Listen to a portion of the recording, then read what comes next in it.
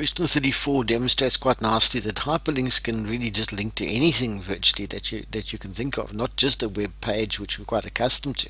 But in this case, we need to find the word Finland in our document. Okay, it won't be too difficult to find it, I don't think.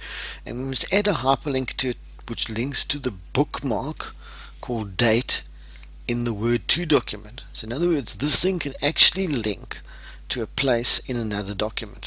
This is very cool. I mean, if it can link to a web page, why can't it link to another place in a Word document? That's probably much easier in some ways.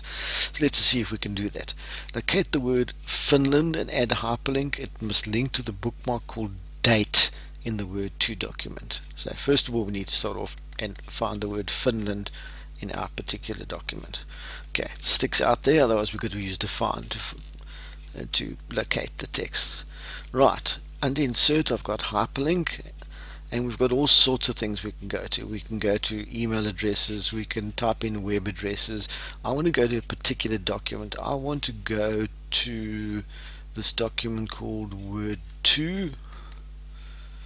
Okay, and now I could just stop there, but that's not what they're asking. They're saying we don't want to just go to that document, we want to go to a particular place in that document.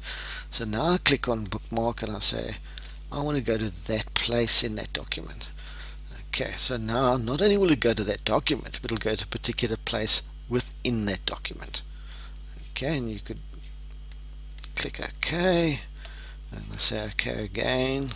So now, and you can see the tooltip that comes up there, it will now go to the document called Word 2, and it'll go to that particular place indicated by the bookmark. So if I click on it now and I follow that, it takes me into the document and it takes me into a particular place within that document, which is pretty cool.